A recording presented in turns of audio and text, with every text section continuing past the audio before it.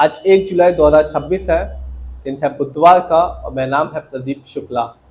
ये वीडियो सिर्फ educational purpose है, ना मैं कोई भी स्टॉक खरीदने की सलाह देता हूँ और ना ही बेचने की।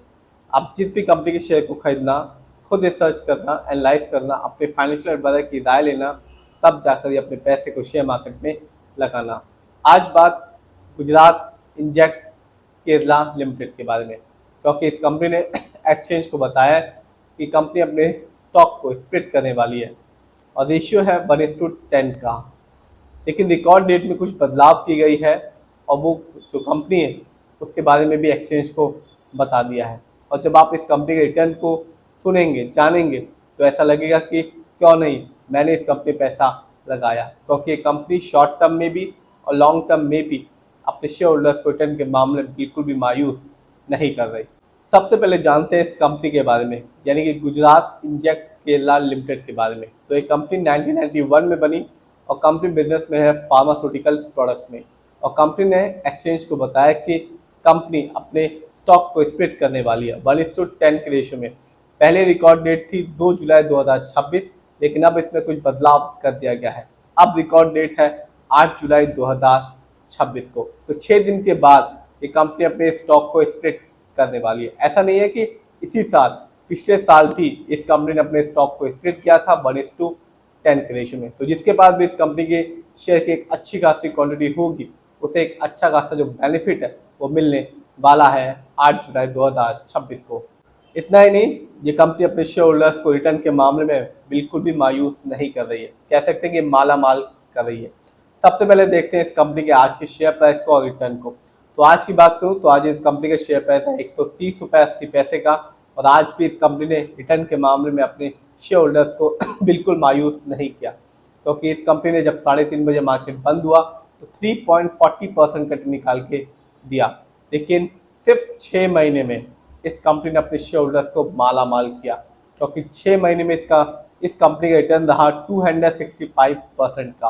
यानी आज से ठीक 6 महीने पहले इस कंपनी का शेयर प्राइस था 36 रुपीज़ 57 पैसे का, जो आज के दिन है 130 रुपये 80 पैसे का। तो 6 महीने पहले भी जिससे इस कंपनी ने पैसा लगाया होगा, उसे कंपनी ने एक अच्छा खासा रिटर्न निकाल के दिया है, वो भी सिर्फ 180 दिन में। लेकिन मैं हमेशा कहता हूँ कि आप लॉन्ग टर्म रिटर्न देखना, तब जाकर ये अपना पैसा किसी भी कंपनी पे लगाना। यदि बात की जाए इस कंपनी की, तो 1 साल में इस कंपनी ने अपने शेयर होल्डर्स को माला माल किया, क्योंकि 1 साल में इस कंपनी ने अपने शेयर होल्डर्स को 447% कट निकाल के दिया। यानी आज से ठीक 1 साल पहले इस कंपनी का जो शेयर प्राइस था वो मिल रहा था सिर्फ 24 रुपये 26 पैसे का, जो आज के दिन है 130 रुपये 80 पैसे का। अभी भी महंगा नहीं है, बहुत ही महंगा नहीं है। 200 रुपये से भी, 150 से भी नीचे का शेयर प्राइस है इस कंपनी का। यदि बात की जाए लॉन्ग टर्म की, यानी कि 5 साल की, तो 5 साल में इस कंपनी ने अपने शेयर होल्डर्स को माला माल कर दिया, क्योंकि 5 साल में इस कंपनी का जो रिटर्न था वो रहा 5537% का। यानी आज से ठीक 5 साल पहले इस कंपनी का शेयर प्राइस 4 रुपये 9 पैसे था, जो आज के दिन है 130 रुपये 80 पैसे। तो जिससे भी, चाहे वो 6 महीने हो, चाहे वो 1 साल हो, चाहे वो 5 साल हो, जिसने भी इस कंपनी में पैसा लगाया होगा और शेयर की एक अच्छी खासी क्वांटिटी ली होगी और सबसे इंपॉर्टेंट चीज़ वेट किया होगा, उसे इस कंपनी ने रिटर्न के मामले में बिल्कुल भी मायूस नहीं किया है। माला माल करके दिखाया इस कंपनी ने, चाहे वो शॉर्ट टर्म हो, चाहे वो लॉन्ग टर्म हो। देखते हैं इस कंपनी के स्टॉक के परफॉर्मेंस को। तो 1 साल में इस कंपनी जो हाईएस्ट शेयर प्राइस गया वो गया 132 रुपीज़ 80 पैसे का, जबकि 1 साल में इस कंपनी का जो लोएस्ट शेयर प्राइस आया वो रहा 19 रुपीज़ 01 पैसे का।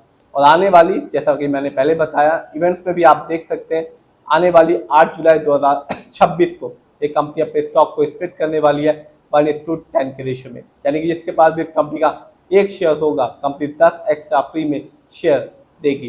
2025 में भी यदि मैं देखूं तो कंपनी ने ऐसा ही किया था, और 2025 में भी इस कंपनी ने अपने शेयर होल्डर्स को फ्री में शेयर दिए थे, क्योंकि 2025 में भी इस कंपनी ने अपने स्टॉक को स्प्लिट किया था 1:10 के रेशियो में।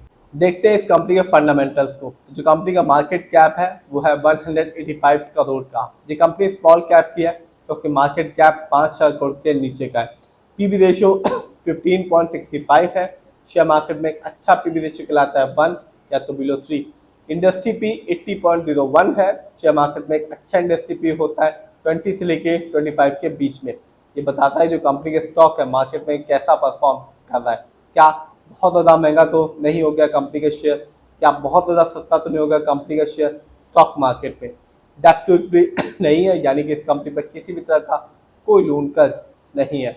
ROE 15.34% है, अच्छा खासा है, क्योंकि शेयर मार्केट में एक अच्छा ROE कहलाता है 15% से लेकर 20% के बीच में। ROE इंपॉर्टेंट चीज़ होती है, क्योंकि ये बताता है कि कंपनी कैसे आपके पैसे को इस्तेमाल कर रही है।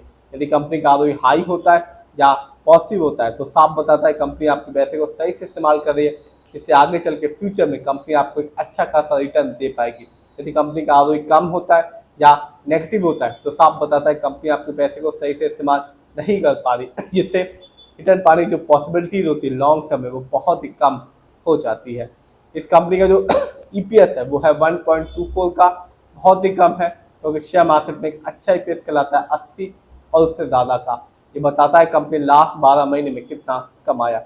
इस कंपनी का जो बुक वैल्यू है वो है 8.08 और कंपनी का फेस वैल्यू है 10। देखते हैं इस कंपनी के फाइनेंशियल कंडीशन को। तो मार्च क्वार्टर में इस कंपनी का रेवेन्यू था 31 करोड़ का, जबकि 2025 में इस कंपनी का ईयरली रेवेन्यू था 19 करोड़ का। प्रॉफिट मार्च क्वार्टर में इस कंपनी का प्रॉफिट रहा 2 करोड़ का, जबकि 2025 में इस कंपनी का ईयरली प्रॉफिट था 1 करोड़ का। देखते हैं किसका कितना पैसा इस कंपनी पे लगा हुआ है। तो साफ है रिटेलर्स यानी कि हमारे दम पर ही ये कंपनी चल रही है, क्योंकि सारा का सारा जो पैसा है वो सिर्फ और सिर्फ रिटेलर का ही लगा हुआ है। रिटेलर की होल्डिंग है 100% की, ना तो इस कंपनी में प्रमोटर की होल्डिंग है, ना FII की, ना म्यूचुअल फंड की, ना ही DII की। किसी का पैसा नहीं लगा हुआ है, सिर्फ और सिर्फ इसमें जो पैसा लगा हुआ है वो सिर्फ और सिर्फ रिटेलर का ही लगा हुआ है। फिर भी आप जिसमें पैसा लगाएं खुद रिसर्च करें, एनालाइज करें, अपने फाइनेंशियल बारे की राय लें, तब जाकर अपने पैसे को शेयर मार्केट में लगाएं।